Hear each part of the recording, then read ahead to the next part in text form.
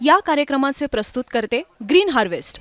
Green harvest नैसर्गिक पेंडीयुक्त खत, nature केअरची युक्ती, रासायनिक खतांपासून मुक्ती. Green harvest. नमस्कार, मी देवयानी. मुंबई तकच्या वेदर रिपोर्टमध्ये तुमच्या सगळ्यांचं स्वागत आहे. आपण गेल्या काही दिवसांपासून मध्यम स्वरूपाचा पाऊस महाराष्ट्रात अनेक ठिकाणी बघतोय, पण येणारे काही दिवस हे चांगल्या प्रकारचा पाऊस घेऊन येणार आहेत असं हवामान खात्याकडनं सांगण्यात आलेलं आहे. आणि ते का झालेलं आहे ते आपल्याला या व्हिडिओतनं समजून घ्यायचंय. तुम्ही जर तुमच्या स्क्रीनवर दिसणारी सॅटेलाइट इमेज बघितली तर तुमच्या हे लक्षात येईल की बंगालच्या उपसागरामध्ये जिकडे इतके दिवसांपासून कुठलीच ऍक्टिव्ह वेदर सिस्टीम नव्हती किंवा जी होती ती तितकीशी स्ट्रॉंग नव्हती, ती वेदर सिस्टीम आता तयार झालेली आहे. आणि बंगालच्या उपसागरामध्ये तयार झालेलं कमी दाबाचं क्षेत्र आणि अरबी समुद्रातनं येणारे वारे हे एकमेकांशी इंटरॅक्ट करतायत. म्हणजे काय तर हे दोनही सिस्टीम ज्या आहेत त्या ऍक्टिव्ह होणार आहेत आणि या प्रणाली ज्या वेळेला ऍक्टिव्ह होतील आणि त्या एकत्र येतील त्यावेळेला आपल्याला सुंदर असा पाऊस महाराष्ट्रात बघायला मिळू शकतो आणि संपूर्ण भारतातच आपल्याला बघायला मिळू शकतो. आत्ताच्या घडीची परिस्थिती काय आहे ते जर आपण बघितलं तर बंगालच्या उपसागरामध्ये एक वेल मार्क लो प्रेशर एरिया सारखी परिस्थिती जी आहे ती तयार झालेली आहे. पोषक वातावरण तयार झालेलं आहे जे आता आपल्याला ओडिसाच्या जवळ बघायला मिळत आहे. आणि तिकडनं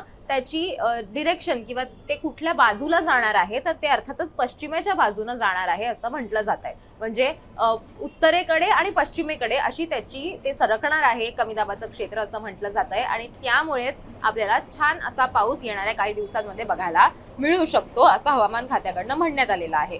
आता ऑल इंडिया वेदर यांनी एक इमेज जी आहे ती शेअर केलेली आहे आणि त्याचबरोबर त्यांनी एक अंदाज जो आहे तो बांधलेला आहे. ते काय म्हणतायत बघा की great monsoon days are ahead at least till the first week of August. म्हणजे ऑगस्टच्या पहिल्या आठवड्यापर्यंत चांगला पाऊस होण्याची शक्यता आहे. मेनी LPS म्हणजे लो प्रेशर सिस्टीम्स किंवा लो प्रेशर एरियाज ज्यांना म्हणतात are likely to develop over Bay of Bengal. म्हणजे बंगालच्या उपसागरामध्ये कमी दाबाची क्षेत्र जी आहेत ती तयार होण्याची शक्यता आहे आणि ती आपल्याला मध्य भारतात त्याची जी दिशा असणार आहे ती मध्य भारताच्या दिशेनं ते असणार आहे.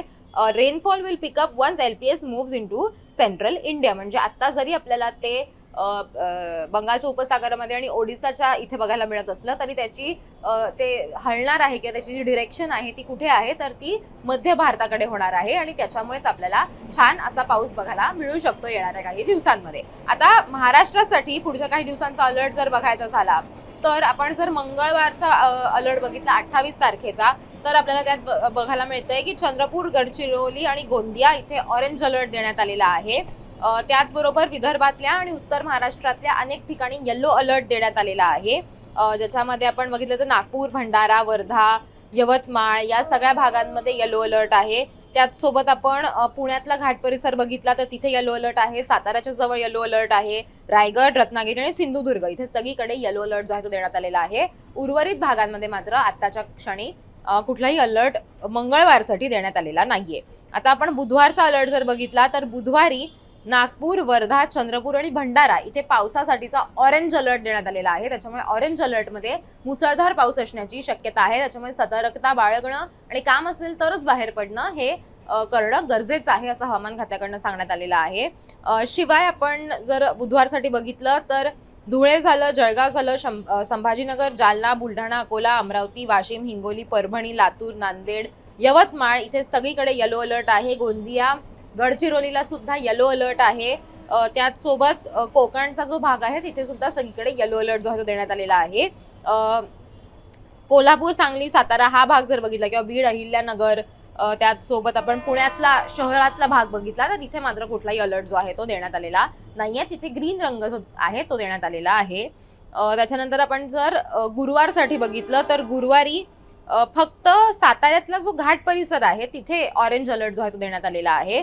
उर्वरित आपण गडचिरोली, चंद्रपूर, वर्धा, अमरावती, हिंगोली, नांदेड, परभणी, जालना, जळगाव, संभाजीनगर, बीड, अहिल्यानगर, नाशिकला घाट परिसर, धुळे, नंदुरबार, त्याचसोबत रायगड, रत्नागिरी, सिंधुदुर्ग आणि कोल्हापुरातला घाट परिसर इथे सगळीकडे येलो अलर्ट जो आहे तो जारी करण्यात आलेला आहे गुरुवारसाठी. त्याच्यामुळे पुढचे 3 दिवस आपल्याला अनेक ठिकाणी मध्यम स्वरूपाचा ते मुसळधार स्वरूपाचा पाऊस जो आहे तो बघायला मिळू शकतो. अर्थात हा पाऊस जो आहे तो आपल्याला संपूर्ण महाराष्ट्रात बघायला मिळत नाही आत्ताच्या घडीला, पण तरीही अनेक असे भाग आहेत जिथे गेल्या काही दिवसांपासून पाऊस झालेला नव्हता आणि त्या भागांना सुद्धा आता अलर्ट देण्यात आलेला आहे. त्याच्यामुळे शक्यता आहे की या सगळ्या भागांमध्ये आपल्याला चांगल्या प्रकारचा पाऊस जो आहे तो बघायला मिळू शकेल पुढच्या येणाऱ्या काही दिवसांमध्ये. कारण बंगालच्या उपसागरामध्ये कमी दाबाची क्षेत्र जी आहे ती तयार झालेली आहेत आणि आणखीन ती तयार होणार आहेत आणि मग त्यांची वाटचाल जी आहे ती पश्चिमेकडे होणार आहे आणि उत्तरेकडे होणार आहे. त्याच्यामुळे त्याचा फायदा जो आहे तो आपल्याला महाराष्ट्रात सुद्धा बघायला मिळणार आहे. तर हा पुढच्या 3 दिवसांचा अंदाज होता. असेच सगळे अपडेट्स घेऊन वेळोवेळी आम्ही तुमच्यापर्यंत येत राहू. जसं जसं वेदर सिस्टीम्समध्ये बदल होतो तसे तसे हवामानाचे अंदाज जे आहेत ते सुद्धा बदलत असतात. त्याच्यामुळे आम्हाला हे नक्की सांगा की तुम्हाला हे व्हिडिओज कसे वाटतायत आणि याच्यामध्ये जर तुम्हाला काही बदल अपेक्षित असतील तर तेही तुम्ही सांगू शकता. आणि इतर सगळ्या अपडेट्ससाठी मुंबई तकला जर तुम्ही सबस्क्राईब केलं नसेल तर मुंबई तकला सबस्क्राईब करायला विसरू नका.